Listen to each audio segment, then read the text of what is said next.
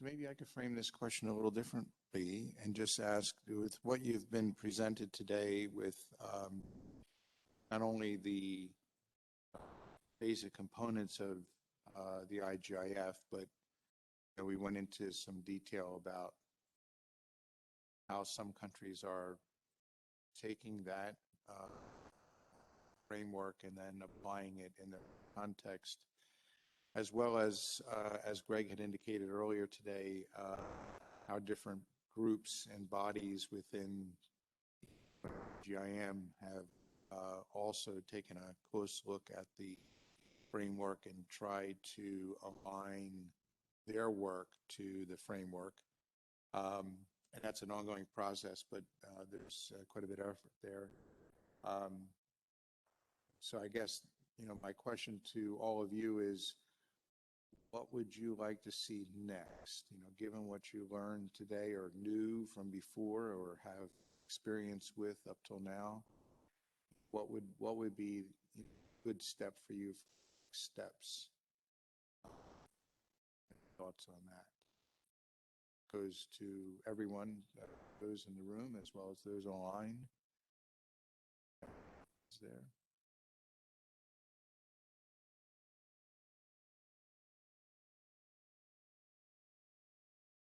In a way, I'm kind of following the guidance that we give as part of the country level action plan guidance, where we, really strongly encourage, and we've seen some exceptionally good benefits from the national mapping agencies, national geospatial agencies, national statistical offices reaching out to their stakeholders. One of the tools that we prepared was to just give a list of the different kinds of stakeholders, and you kind of saw an example of that Tio had shown earlier. But this is a fairly exhaustive list of different organizations. They may not necessarily be the same organization, but it gives you a sense for they might represent or what work they might do. And then there's all kinds of helpful bits of information in there about, for example, what, and this would be either before, during, or after the engagement you would have with them, say, for example, at a stakeholder workshop. But you might start taking notes about, what they can offer in terms of data, who's in charge, what are the contact names and information, so that in case you're sending out invitations or updates on what's happening, send them to. We even went so far as to say, well, be honest and rate this person in words, as to what they're going to bring to the process. Well, this person is a strong supporter and, is there when you want them and you need them. This person never shows up, promises a lot and never delivers, those kinds of comments, just so you have a record and a track record of things. So, that would be, I think, of interest to some. Marianne, you can come right up here if you want. You should come up here.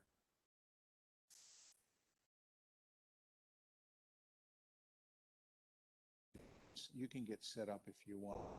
I'll probably end up sitting here, because then you'll see your slides.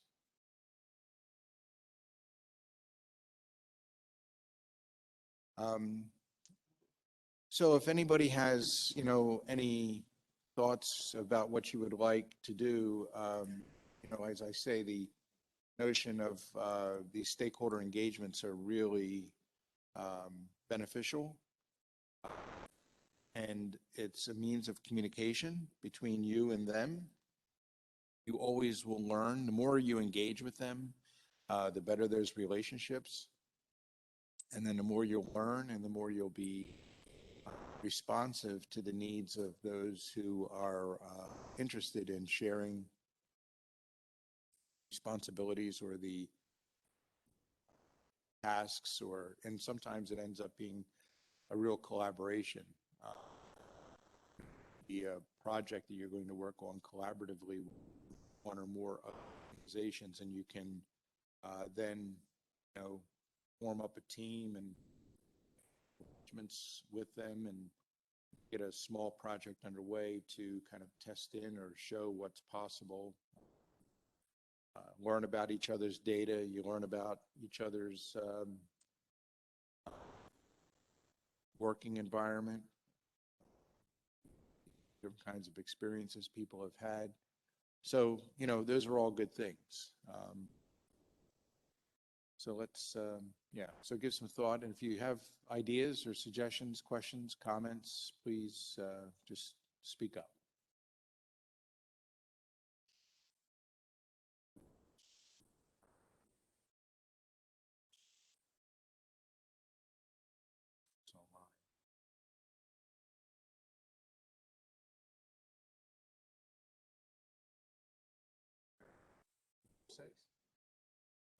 So, oh, yes, go ahead, Mark. Oh, yeah, you're going to need the mic just because you're okay. Thank you, Tim. Sure. So yeah, just a quick comment. I think what I'm hearing from a lot of national mapping, geospatial authorities, cadastral authorities, is as their data becomes, you know, they're making it available as open data, they have a much larger way of disseminating their information than they did in the past. There's much more uptake from their users, their stakeholders. They're getting farther away from their customers. They don't understand who all is using their data for what purposes. So I think this is a challenge. So it's, yes, you need to reach out. You actually have to be very purposeful in reaching out. How do you find all the people that are using your data? It's not as easy as it used to be. So I know we're going to hear from Menno Jan. I know in Netherlands, they actually purposely went out and talked to their customers as they were changing their processes and how they were delivering their data. They went and talked to their key stakeholders. I know some other agencies are trying to figure out how can they do that, in online surveys, and how do they solicit that feedback on how their data is being used, because it's being used in a plethora of ways nowadays. So I think that's a challenge I'm hearing pretty commonly from national mapping and geospatial authorities. Yeah, thanks for that, Mark. And I have two kind of reactions to that. One is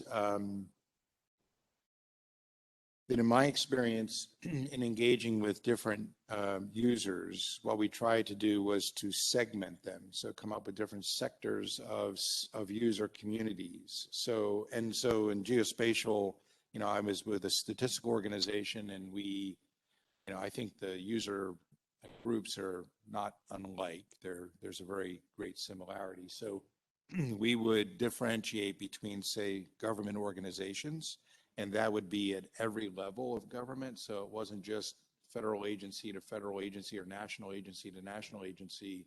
It also went to lower level agencies. Because one of the things we were hearing from a lot of the developing countries is that there were two things about that. They're sitting on a lot of data that are not getting out to the user community because of constraints in their ability to serve it up. So that's one issue. And then, of course, that's met with challenges in people having the technology that they need to actually get access to it. Sometimes that's just having a machine. Sometimes that's having internet access. And those two things in themselves are really difficult. The second part was that for those developing countries, they knew that there was a lot of data that was under the responsibility and management of the lower level governments, and they weren't able to really tap into that resource because they wanted to bring it in and make it a national resource because they see it as a real benefit to the whole country, and absolutely right. So the question is, if this process helps in that way, then that helps build a much more comprehensive national resource for the country. So that's one area that I think we encourage them in the ways in which I just described to get going. The other thing that I think needs to happen to also answer your point is that because this is going out into the biosphere, the stratosphere, the whatever sphere it is, Um, and you do lose touch and contact with that user community. And actually, you can't know who it is or what they're doing with it just by an ISP address and all that. That doesn't work. But there should be, and this is getting to the communication strategic pathway, we have to find ways of effectively offering feedback opportunity, then encouraging them to use the feedback opportunity. So, and you can do it through surveys. That's one way to do it, and that's fine. I mean, that's good. You're going to get a certain portion of the user community that's going to respond to that. It's not going to be high, but nonetheless, it'll be there. So you hear something back. But I think that we have to figure out ways of letting them have the opportunity to, the users, having them have the opportunity to come back and offer their perspective, good, bad, whatever. I mean, coming from a statistical organization, I probably fill out surveys more frequently than most people do. Most, just because I know those response rates are extremely low. And then the other side is that responses sometimes carry with them their own bias. Oftentimes, I think there's a tendency for people to respond to surveys when they're not happy as opposed to when they are happy. So, you could misread a dissatisfaction as a greater problem than it really is when you look across the spectrum. So that's why, taking proactive efforts to truly survey a segment of the population, that would be good. So anyway, some other sectors or segments, we would do one, say, for example, in educational institutions and all levels, university down to local school. We would reach out to libraries. Now, in the cartographic world, libraries are one of the principal beneficiaries of, of those resources. And so, but again, we would start at the national level because we had a government kind of library approach, right federal level, right down to the local town library. Now, we wouldn't invite all the towns to participate. We would invite a representative from those groups. So we would tend to look at associations and things like that as the way to get those representative groups. We included the media, and media was a tough one because they typically want answers to their questions right away, but they're not necessarily willing to participate in bettering their own circumstance. It's kind of an interesting dynamic. Yeah, so government, and then of course we had the private sector, and they were also a little bit disappointing and participate actively. There were one or two, but it wasn't a large number. Now I say that, and if you have partners in the private sector side, so let's say that, I'll make a story up. Let's say that you as a government organization are creating and maintaining a topographic database, and you've got road data that's kept up to date on a regular basis, however that's defined. You have a navigation company that comes in and decides that they want to use that data as part of their navigation product. Now you have a partner. It's not a partnership that necessarily the government's, getting any money or legal engagement or anything like that, but they're a partner user in a sense. And so sometimes these folks can actually be better spokespersons for the betterment for the benefit of what you're offering. So that sometimes works out very well. Yeah, and so we would look at those different segments, and we talk about this in the training that we've done, or not training, but engagement we do, and the tools that we offer the third world countries in the country level action plan, and we give them some examples of these sectors. So again, they don't have to think of all these things themselves. It's right there, and that we hope stimulates their thinking to add to it, because in their own national circumstances, they may have weaknesses that we're just not aware of. That would, be better.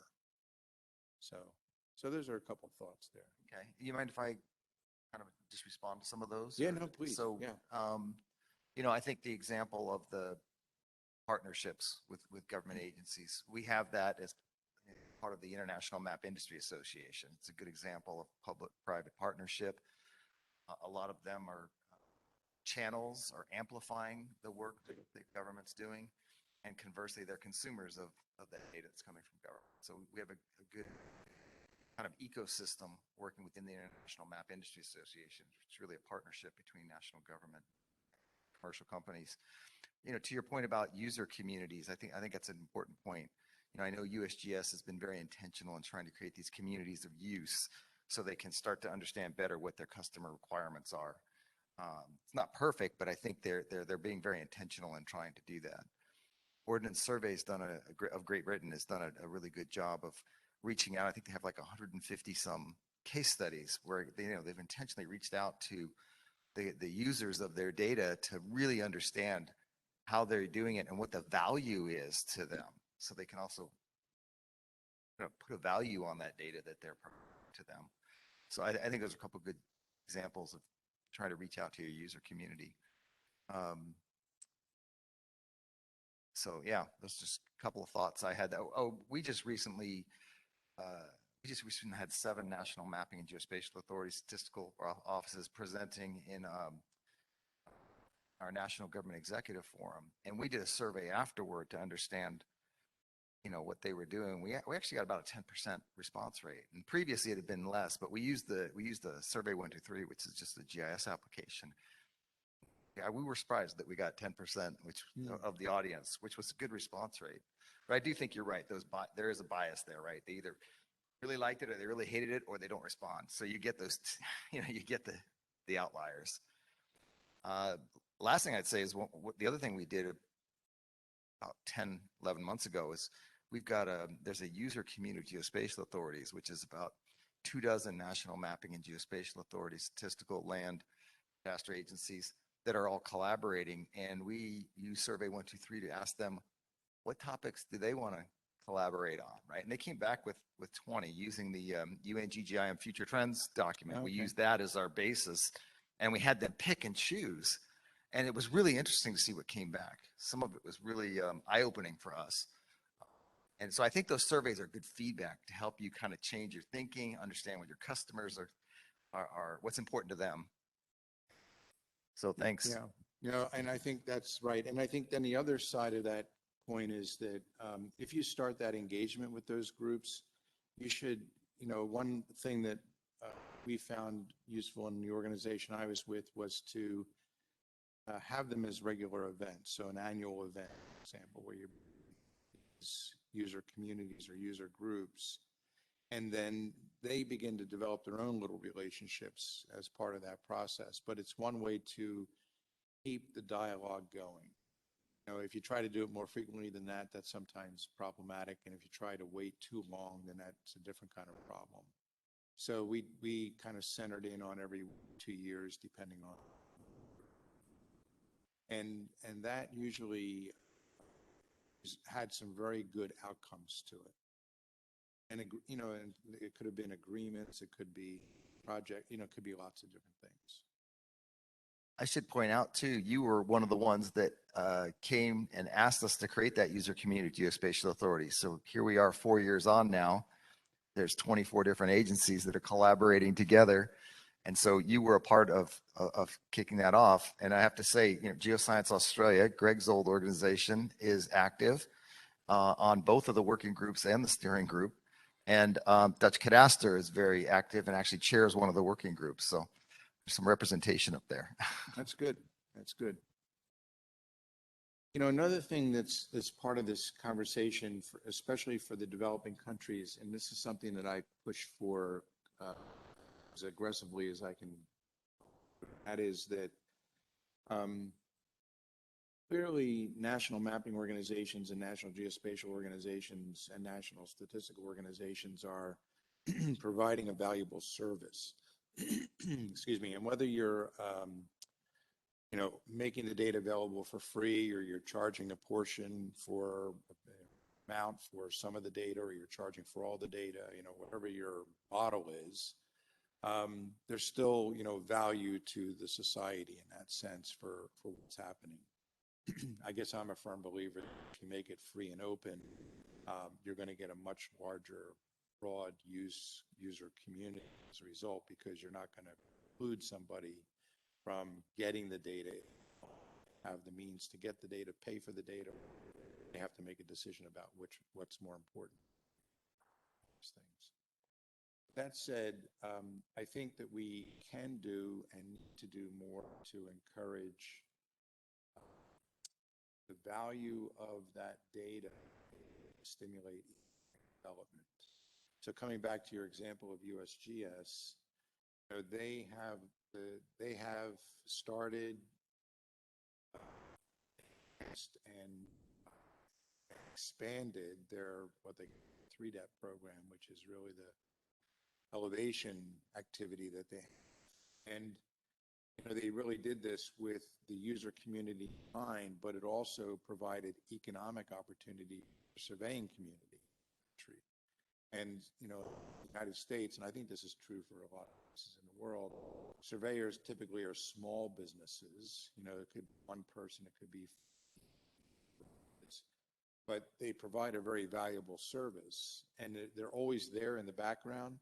But if you have a program that encourages them to do the work, you take their data and add it into the national fabric, the national framework, that gives them even a greater purpose for doing what they're doing.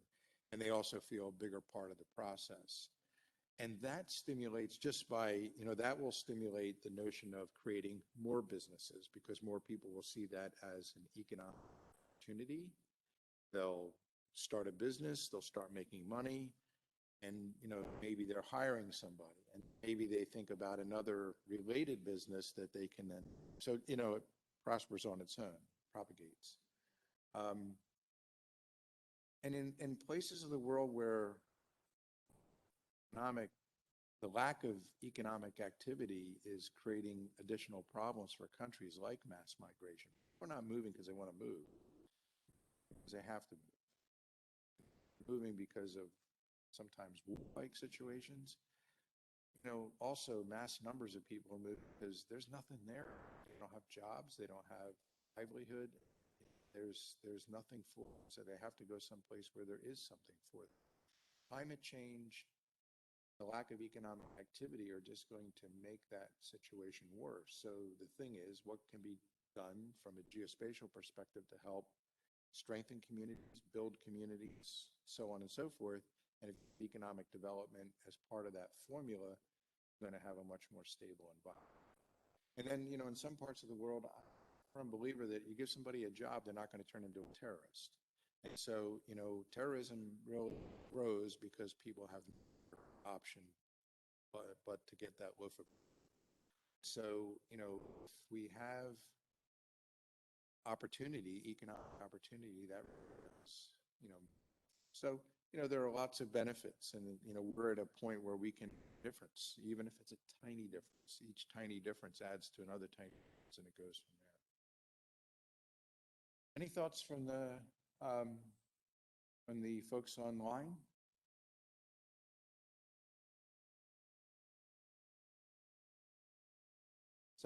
So we've asked Professor Menno Jan Praak from Twente University, from the International Training Center, ICC, to join us today, and he's going to give a keynote tomorrow on the project that the ICA had with the United Nations on the publication of a mapping for sustainable development. It's a book mapping the SDGs, and it's the process and so forth. But I've asked him to speak today about the relationship of what that book is and could be to, say, the environment of the National Mapping National Geospatial Institution. So I'm going to turn it over to Menno Jan to share with us some of his thoughts. Yes, well, good afternoon. I must admit, I'm a little bit touched of your program of today. I had other papers to present, myself and of my co-authors. So maybe I use a few slides which you have seen before, or the content you have discussing today. So I'd like to excuse for that before. I would like to start with this little transformation. And I think that Claire Hadley might remember this. Transruptions and transformations in our discipline. Now the whole PowerPoint disappears. So I guess it's really disruptive in practice. I was able to crash the system. The exam.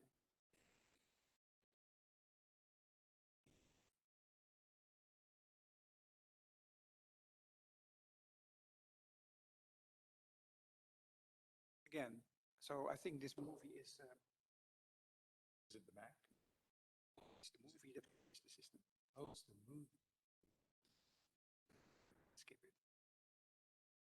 This is your movie. Yes, yes, yes.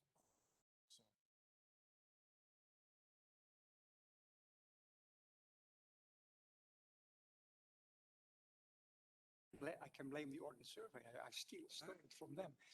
Okay, I'll quickly tell you what's in the movie because it's quite nice. It's a guy cycling through the terrain, and at one point he hits something with his head and he drops off his bike. And then the camera zooms out, and then he appears to be at the edge of a map sheet. So he touched the edge line of the map sheet. And this was actually a movie created to promote the seamless database of the Ordnance Survey in the 90s, or maybe even before. You always should start with a joke, but this joke fails a little bit when it comes to the visual part. Sorry. Anyhow, I tried.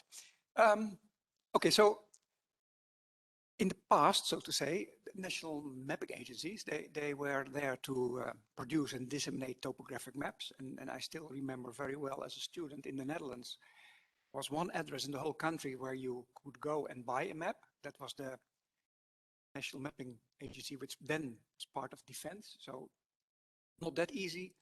And today everything is in an open portal, downloadable for your own purposes. So they went through the process of disseminate the maps and the data sets, and today they offer all kinds of geoservices as well. But then again, we might have to take a few extra steps. So, and I mentioned national mapping agencies, but of course, if we look at those organizations, for instance, which attend the UN GGIM, then it's broader.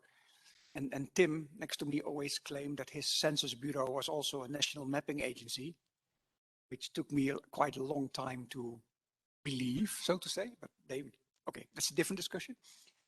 So I guess that if we look beyond topographic mapping and we look at these organizations and we position them in current developments like the Integrated Geospatial Information Framework, but also the Global Statistical Geospatial Framework, and also drawn a few dots because in different parts of the world there might be other initiatives where these organizations should function. And again, in Europe, you can also think that Inspire might fulfill a certain role. So with this in mind, and then of course I have to come to the book because that's what Tim asked me. And I'll briefly tell you something about the book. And those of you who really want to know more, indeed, tomorrow there's an open keynote, so everybody can log in, I understood. And this book we created together with people at the United Nations, and it's about how to create maps to get insight in the indicators of the Sustainable Development Goals. And if you look at the content, then you can see that there are 4 major sections, and there's a basic one on, let's say, the SDG data and geospatial data. There's one on map design considerations, one on maps and diagrams, and then map use environment. And when Tim asked me, okay, you should tell something about the book National Mapping Agencies, but then I said, okay, but look, what is missing? the book is not discussing topographic map. It's not discussing non-enumeration data. It's not stepping into the advanced technology. And it's also not judging if something is right or wrong. I mean, purpose, I select the Mercator projection here. You can fill in right or wrong. But yeah, so this is what the book not is. And that's because the data we used of the indicators, yeah, they were, it's one number by country.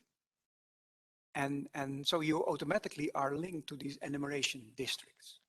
Nevertheless, after long thinking, how can I help the president of ICA? I thought, okay, two aspects. You can also use the design considerations from this book to reconsider your base maps, because the National Mapping Agency, they produce all kinds of base maps. Although some of the one you see here, I stole from the ESRI portal. Sorry, I did this.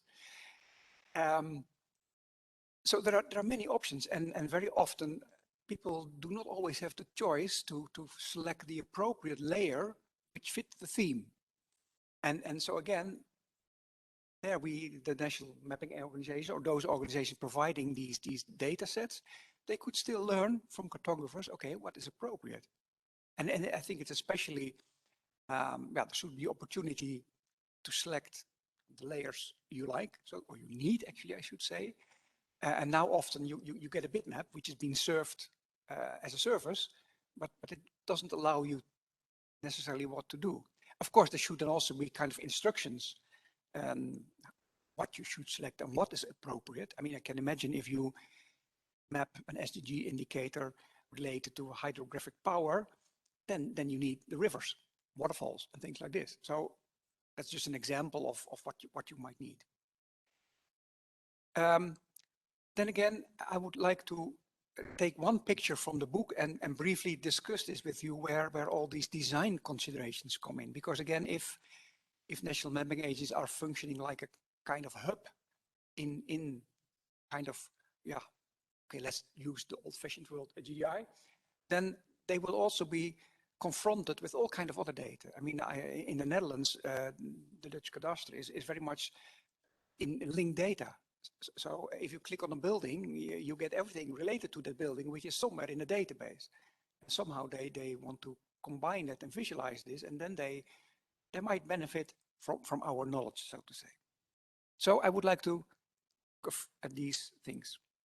And that brings me to this particular figure. It's a very simple figure, nothing revolutionary in here.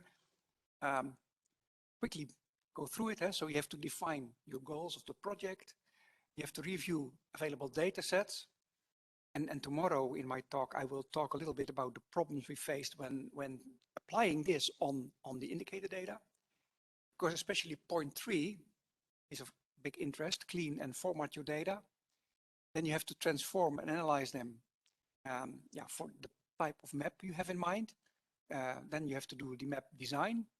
And then you have to evaluate and edit it, because it's a cyclic process. It's not as simple as this single circle, I must admit.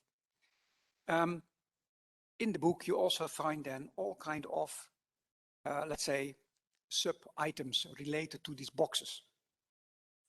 And okay, again, the audience, but let's say point 3, there's also choose software.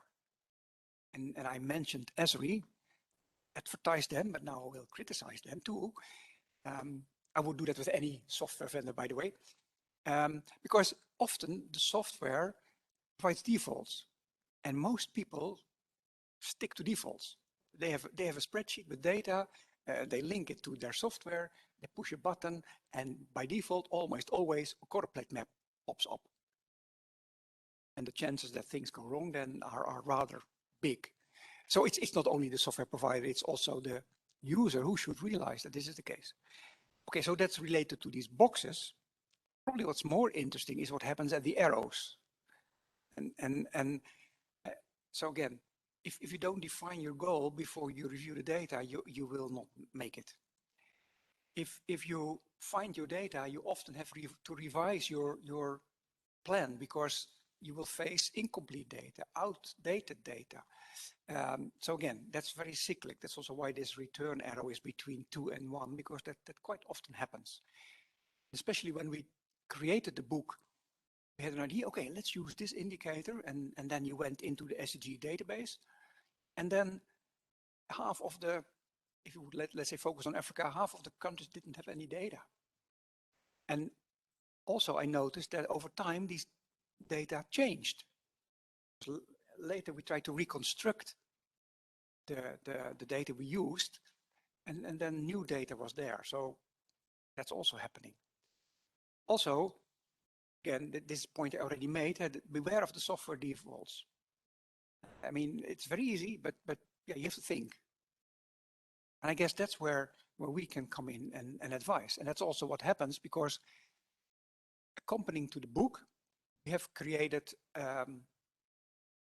lessons on how to make all these maps using the data, in this case, using the open source software QGIS. And some of the colleagues at Madison, co-authors there, there's even a paper about it, I think it's tomorrow, on how that works. Of course, cleaning and formatting your data, as we probably all know, that's probably most of your time. Then, yeah, the transformations you apply to your data are crucial, because your map types you have in mind. Okay, the map types you choose based on the data and the purpose, of course. Yeah, then you might think that if you are in the design process, that what can go wrong? But I must tell you here, most mistakes are being made. Wrong map projection, wrong symbolization, wrong scale, wrong map type, wrong visual variable, wrong symbol, wrong annotation or topography. I mean, anything can go wrong here. And it's, in a way, I like that. I tell you why, because if I have to create my exams for my students, I simply take the newspaper of the last 2 weeks and I choose maps which they have to judge, which have errors in them. And they after their training, they should be able to recognize that something is wrong. So don't make everything correct, because that gives me more work for preparing my exams. And then, yeah, if you're done, at least that's my personal experience, the first thing you notice in your own work is an error. When the book came from the print, you see an error. That's unavoidable.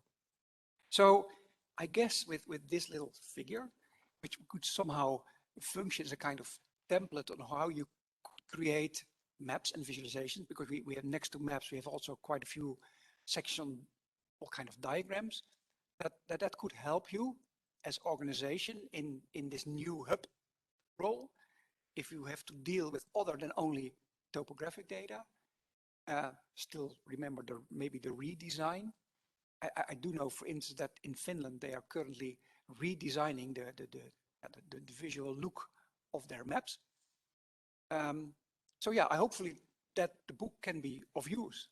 And of course, the book is available for free in the e-library of the United Nations. So with this, I hope I shed some light on this transformation. Thank you. If you have questions, comments, or yeah, then ready to discuss with you. Thank you, Menno-Jan. That was very good. It was Photographer. Any questions initially? Because I have a question, but I'll hold off. Just have the time. Questions? It's online questions. Any online questions as well?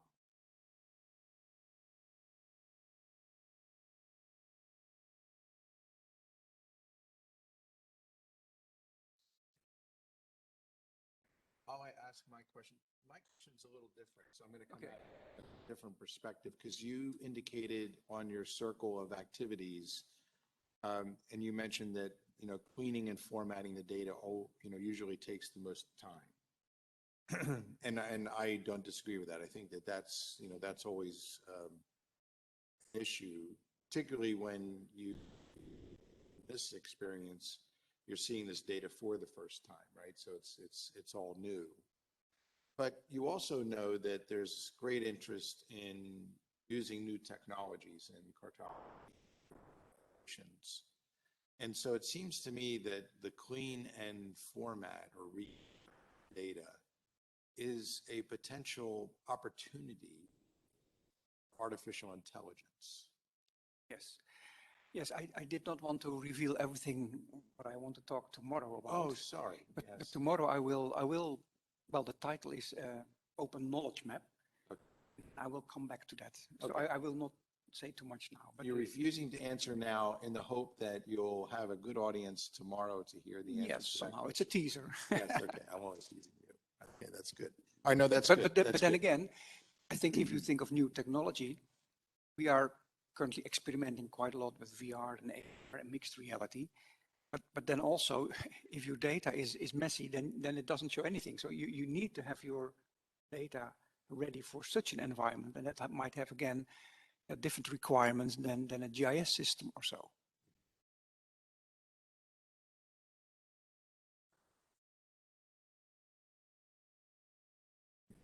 So earlier, Tim mentioned many on the book that you had, as well as the posters that you had up and they were in the UN for at least two of the committee of expert meetings that we had. So I was interested, what was the response that you got on that? You had some, I think, some interesting examples of how cartography is applied and maps are applied to each of the SDG goals. What was the feedback and response you got on that? Different.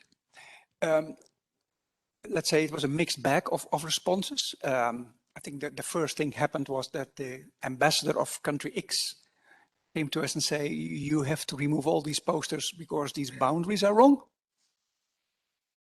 So that's one, but okay, yeah, well, I don't say they were wrong, but there's always a difference of opinion in how these should be portrayed. We had also good responses. I mean, in the sense that people were enthusiastic. When I was there at the time, I must say, I noted many people standing in front of them, but I'm not quite sure if they were reading them or just talking about the weather together. I mean, you have to on the other hand, these posters, of course, I mean, 17 of them on a row, if you really want to read them, that's quite a thing. So we also issued a little booklet, which had all the posters, and people could take that home and hopefully they read it. But then on the other hand, it also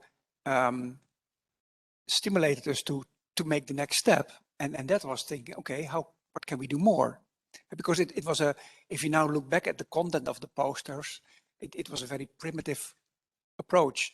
And that's mainly, of course, because we had these ICA commissions and everybody had its own free interpretation. I mean, we had a few constraints. On top, you should select an indicator. At the bottom, you should say something about your commission. And in the middle, you do what you like. Huh? And that resulted, for instance, in posters which had the world in two different projections. It had another poster where there were two different boundary sets because people work together. And if you're an academic on your machine, you no doubt have a boundary set of the world, but that might not be the latest. It might not be the same one as your colleague in another place. So you bring it together and these things then you face. And of course you could say, okay, I will edit them and make it all, but then again, that time-wise, that did not work, but also, yeah, the effort at that time, yeah, that didn't work. And you wanted also to give the people the freedom to do their interpretation, of course, and only some very gross errors we have. I think there were 4 or 5 where we really said, well, you cannot do this, you're a cartographer. Although I did tell to all the commission chairs in the next meeting that next time I do a project like this, they first have to follow my basic class in cartography. Otherwise, they are not allowed to participate. So, okay. Yeah. So no, but then again, that stimulated us to make the next step, working towards the book, which took a little longer than we emphasized. But yeah, it's all side work, so to say, next to all the other things you have to do. But it's here today now, so. Yeah, it worked out. Well, maybe the question could pose to Greg. Greg, was there an impact? Did you get feedback from the UN on the posters? I was too busy working, Mark. No, I think it was really good because if nothing else, it opened up people's eyes to what could be done. And yeah, I do remember well the challenge that we did have there, we tend to have at the intergovernmental level. But I thought that pretty impressive because, yeah, and time has passed, but at that point in time, we didn't have much data sitting in the indicator framework either. It was very new. It was really 16, 17 data. So it was very, very, there wasn't time series, for example. There was not a lot to work with. So I thought it was a really, really good effort. Did people look at it in detail? I don't know, but I know that it's really interesting because everyone has their favorite SDG, if I can call it that, or the areas that they're most familiar with. And so you tend to zoom in on that, as I do. And there's a number in there when you think about SDG 11, SDG 10, 15, you know, ones that on one hand are familiar with us when we think about, so, you know, cities, we think about life on land, but then there's equity as well, which is 10, which is a big one too. So it depends on what your preferences were to a degree as well. I think it would have been good to see if you had some sort of ballot or something like that on the posters themselves, or some sort of quiz on the posters themselves or something like that. But that time didn't permit. But there was a lot of information there that you could actually do a lot with. And actually, there is now a whole new series of posters available, created by the UN GIS unit, and they have published them on their website. They're supposed to be presented here too, but I'm not sure if that worked out well. So again, and they are based on the content of the book, but for each, I mean, if you have seen the book, it has some in-betweens, we call them, between the sections. There are kind of poster-like depictions of the goals, and they have created one for every, and they are available on their website.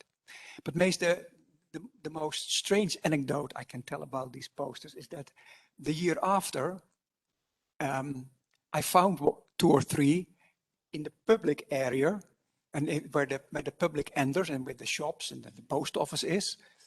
At that time, I had to go to the men's room, and in the corridor to the men's room, there were all kinds of posters for all kinds of topics, and there were 3 of the posters still hanging. So they were preserved. I mean, next year, I hope to revisit that place, see if they're still there. Yeah, that's clear. Recycling. No, but put things away. No, but they could have thrown them away, but so they didn't. No, but it was the exercise, I guess, had also the purpose to bring the ICA community of chairs together, that they work together on a project, because then this feeling of we gets stronger. At least that was also the objective. So it's a multi-purpose project in that sense. Fading away from the topic, maybe.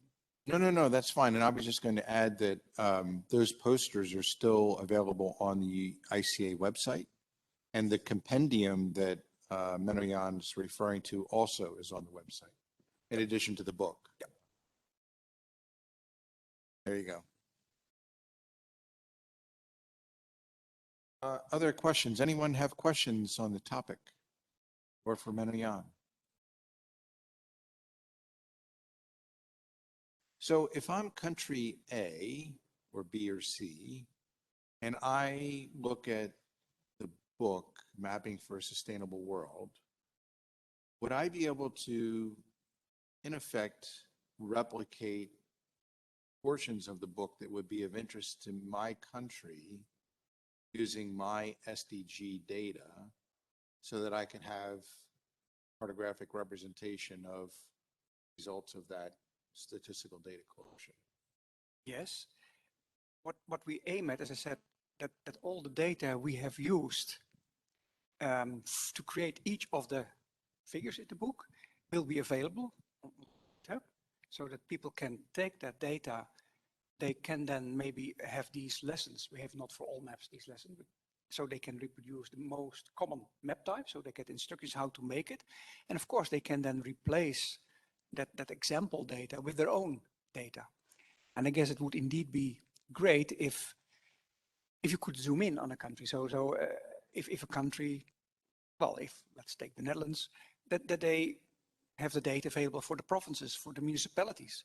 And at the end, it would be great to have it on neighborhood level, that you can involve the people in the street. How can I contribute? And even, I mean, in the Netherlands, there is an organization who drives around with a bus to schools and discusses SDGs with the children.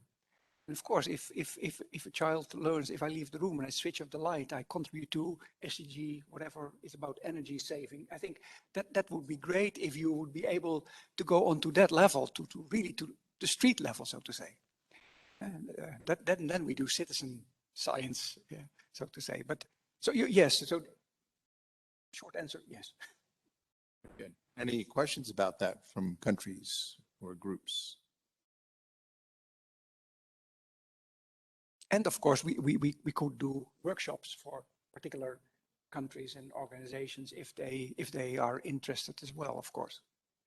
So we have our colleagues from South Africa on remotely with us. And would this be something, for example, that we should think about for an activity that might happen in 2023 as we visit Cape Town? So that's something to think about as we go forward. So, I mean, I am always interested in, given who we are and what we're doing here, in terms of the ICA, the International Cartographic Association, I'm interested to know how we can stay relevant and provide the service and keep things going. And so this is an opportunity to kind of make that possible. Marina, did you have a comment that you wanted to make?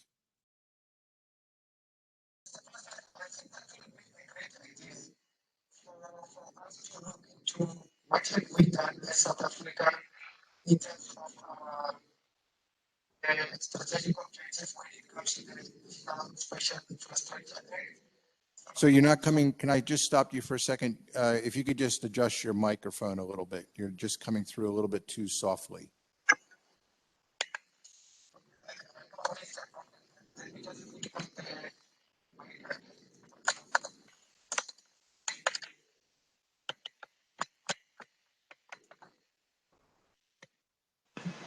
Okay, is it much better now? Much better. Thank you. Okay. Yes, yeah, no, I was saying I welcome that to be part of the discussion come 2023 to look into what have we done as far as the National Special Infrastructure Act is concerned, and the plans that we have through the office with the activities that we have done and how we are aligning with the National Development Plan 2030 within our country, and also the Sustainable Development Goals as will be at the midpoint from South African perspective, the region of SADC, and also in the continent as to what progress has been made, what still needs to be done, and where assistance needs to come in, and how then do we ensure that there's that political will, because our objective right now is to ensure that Africa, as we will be hosting CAP 2023, they become the majority of the participants and they become active in ensuring that the goals that are being set by the ACA, it is not only something that will be looking like nice to have, but it's something that we need in our own countries in Africa to be able to implement and to ensure that we start influencing decision makers in terms of what needs to be prioritized, especially when budget is being allocated in all the government respecting their sovereignty, and starting to prioritize anything that has to do with geospatial information, because that is very missing if you look into how our planning is done. And this pandemic has also shown how vulnerable we are, and without the spatial analysis, we were not able to pinpoint the wave is in terms of its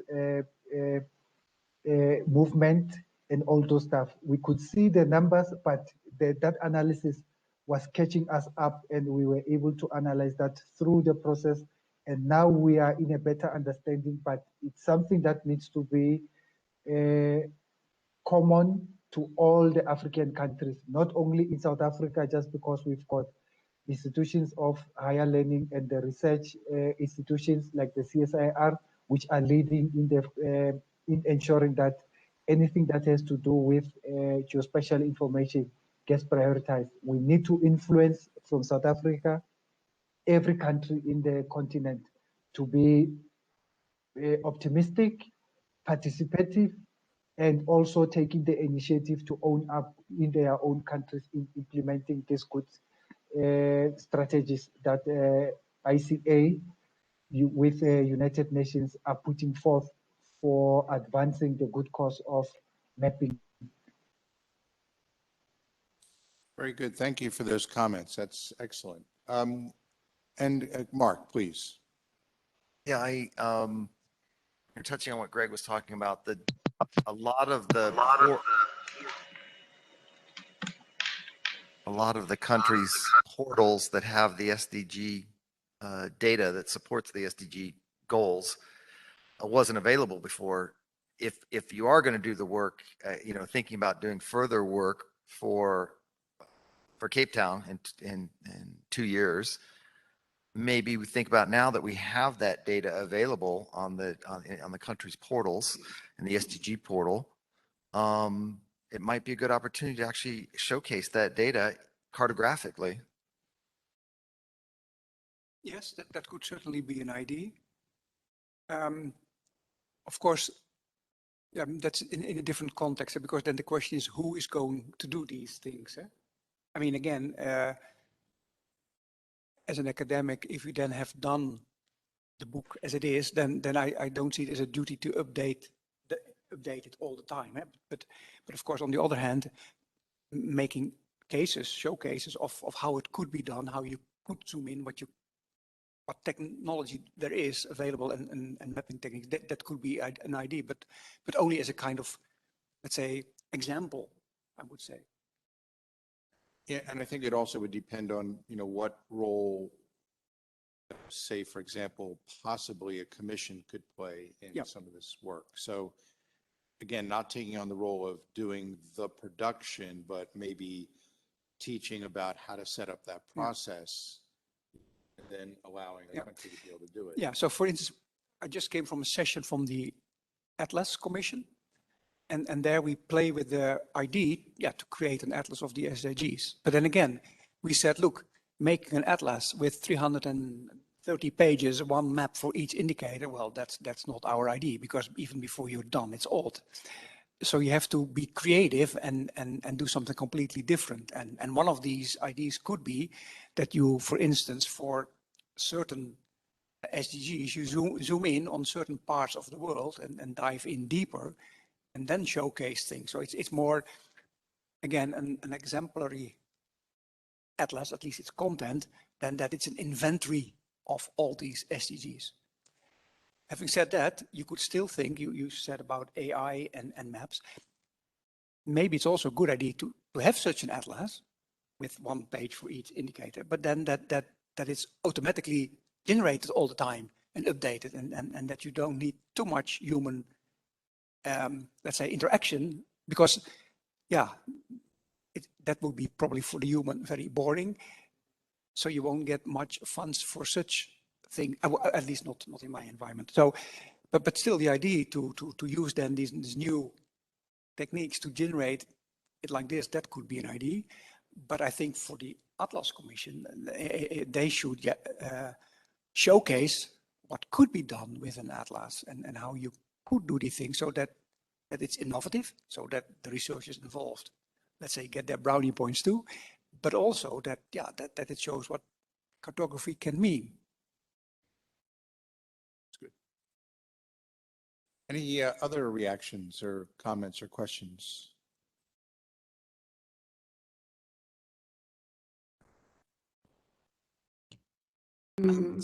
Just making I guess a comment observation, just picking up a little bit on what you said, Mark, and I know we're going a little bit off topic here, but just thinking about the SDGs and the data and mapping and those sorts of things.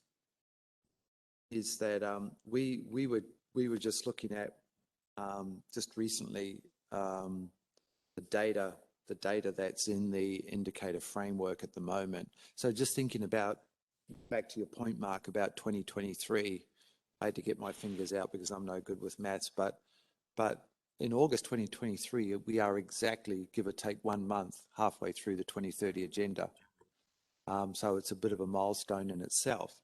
But we did a bit of a stock take on the data gap across each of the 17 goals. I'm just looking at it on my screen now. You can see it here, Tim, just the other day. And at the moment, we're 6 years into the agenda and we have 31% of the data we need in the indicator framework. And a couple of those are high levels, 65, 77% on the ones that we're familiar with hunger, health, education, etc. But in the areas where we, the geospatial/mapping community, I guess, are a little bit more proficient when we think about life on land, oceans, climate, sustainable cities, etc. We're down in the 20 and 30% of the data that's needed. And then the question is asked is that where there's good statistical data, it's quite good. But where there's not good statistical data and needing more geospatial data, it's not so good. And there's not enough reach out of that. So I just thought I'd mention that. I think that's something we need to think about going forward.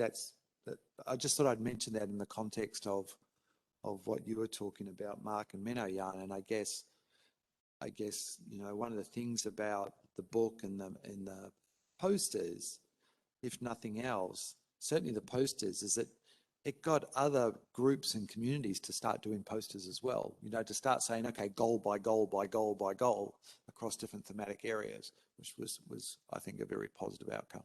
So I just thought I'd mention that. And I'll just ask a question. Having spent my career in a statistical organization, I wonder if the statisticians have drawn the same conclusion about the relationship between statistical and geospatial information and the gaps that are there. I wonder. Okay, are there any other comments or questions? That was really good. I think that's something that to me is, shows that capability, shows gaps and opportunities, right? That's what that's about. So we should really look at it. Yeah, Mr. President. Yes. Yeah, on that issue of the relationship between statistics and the geoinformation science, when it comes to South Africa, we are at peace, whereby the department that is responsible for the statistics, which is in the presidency, is very, very, it's got a good relationship of a hand in a glove between statistics and the geoinformation management, whereby the head of the statistician of statistics has a background also in the geoinformation management. And that relationship is there on ensuring that whatever statistical data, records, information they have, it correlates quite well when it's put onto a map for analysis, whether at enumerated level, what level, municipal level, provincial level, and getting to national level. That one, we are at peace when it comes to that one. And what we are going to do, I will speak to Prof. Kotsie and the director responsible for the NSIF Spatial Data Infrastructure Act for us to come up with a team that will assemble the data that will be required for the task to respond to some of the challenges come 2023 as we'll be hosting, to ensure that we showcase the progress as to what has happened, even if there will be gaps here and there, because we may not be 100% responding accurately as required, and then coming up with the mitigation of how then we are going to close those gaps where there are gaps, going forward after 2023 towards 2030, meeting all the goals that have been highlighted through the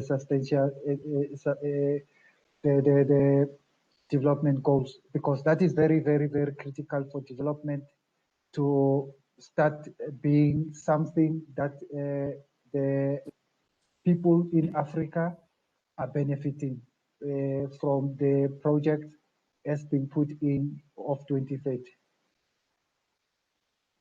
Well, thank you for that. I think that's helpful information, and yeah, we'll see what comes out of that, right? That's a good plan, and I think those collaborations are very, very important. Yeah. I think we're getting to a point in our day where we'll draw to a close. So if I can just quickly summarize and then thank our speakers and thank our participants today. The intent of today was to have engagement. It was to have a sharing of information. It was to learn of new things that we may not have been aware of. And it was also this idea of, questioning and sharing our experiences as well. And I think that's been very fruitful. I don't think we have to be strength in numbers on this topic. I think we had some very good engagement today, and I'm pleased with the results of the participation. And I think that those who were here would recognize that there was some real important information sharing and identifying the interests that we have for our own countries and so forth. So with that, I want to thank Greg Scott and Tio Chi Hai for their participation today. We had other commissions here earlier talking about their perspective, and I want to thank those folks that were here representing those topics. Benoyan Kroc for coming in and sharing with us the relationship of some recent great work and how that might fit into the realm for national mapping, national geospatial, and national statistical offices. And I want to thank all of you for the comments you made. Mark, you were great today. Thank you for MIA, and that was really helpful. Say again. And Claire, there you are, Claire, you're still there. Thank you. So, and Claire, thank you very much, because you started us off today. And I think that was a great introduction for the rest of the day. So I really appreciate you staying with us throughout the day. It's good to see you, and hopefully we'll see you in person in not too distant future. So thank you for that. Well, with this, your colleagues, I'll close it for today. Again, thank you for all the work that you did today in preparation and for staying with us throughout the process. And we'll hopefully see those who were remote in person at some point, and those who are here today again at another ICA event. And please give some serious thought to ICC 2023 in Cape Town, because I think it promises to be a great event for us. So thank you very much. So we'll close it off today. Thank you. Thank you.